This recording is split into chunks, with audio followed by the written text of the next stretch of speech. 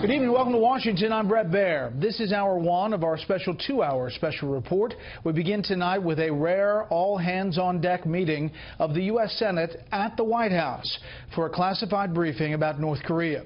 This unusual session occurs on the same day the head of the U.S. Pacific Command says a new state-of-the-art weapons system will be online in a matter of days in South Korea.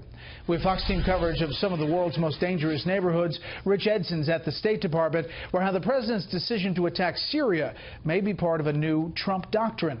Connor Powell in Jerusalem as a U.S. Navy ship fires a warning flare at an Iranian attack vessel in the Persian Gulf. But we start off with Chief White House correspondent John Roberts on what senators heard this afternoon about North Korea. Good evening, John. Brad, good evening to you. It really is just another indication of the level of the threat that is coming from North Korea and how that threat has changed compared to regimes in the past.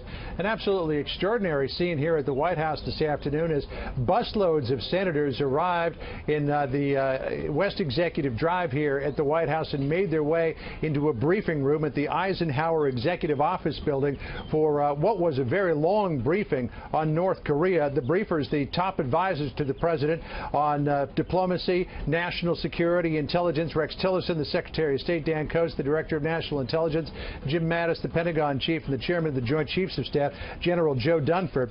The president invited all 100 senators down to the EEOB, a senior administration telling Fox News it was to fully communicate the threat from North Korea, let them ask questions of the president's national security team to better understand the nature of that threat, also to outline what the administration has been doing to address the looming threat from North Korea. They were told that the United States is pursuing a combination of economic actions to isolate the regime along with military preparations that the White House would not go into, at least not publicly. Democratic Senator Chris Coons of Delaware was at that briefing. He says that the presentation was, quote, sobering. It's clear that Kim Jong-un intends to develop both nuclear weapons and the capability to deliver them against the American mainland.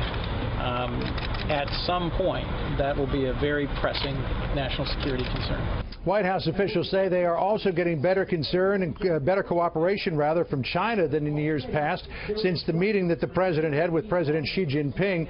They're getting better cooperation on enforcing UN sanctions against North Korea, according to a senior administration official. A clear effort in the Chinese media to communicate North Korea's bad behavior and that the existence of these North Korean programs cannot be tolerated.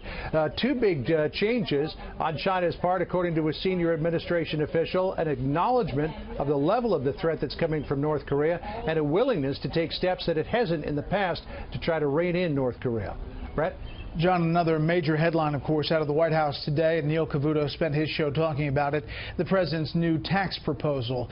Briefly, what are some of the highlights here? Yeah, this was the president's biggest legislative plan on the campaign trail, his biggest ticket item, and one that he really wants to get passed, described as a once-in-a-generation chance to reform the U.S. tax code. Here's some of the highlights. The president is planning on reducing the number of personal income tax rates from 7 to 3, 10, 25%, and 35%. That 35 for the higher income earners, higher than anything that the president has proposed before. He proposes to slash the corporate tax rate from 35% down to 15%, double the standard deduction for individual income taxpayers, which would give couples a tax break on their first $24,000 of income. A lot of this plan, though, is still unknown. It's in its very nascent stages, let's say. One of the big unknowns is whether or not the president, Brett, is going to make good on his pledge to eliminate the marriage penalty. I asked that question today and was accused by the president's chief economic advisor of getting into micro-policy issues. But it's an important issue, Brett, for a lot of people. Hey, you know, our viewers like getting in the weeds, John. Exactly. I appreciate it.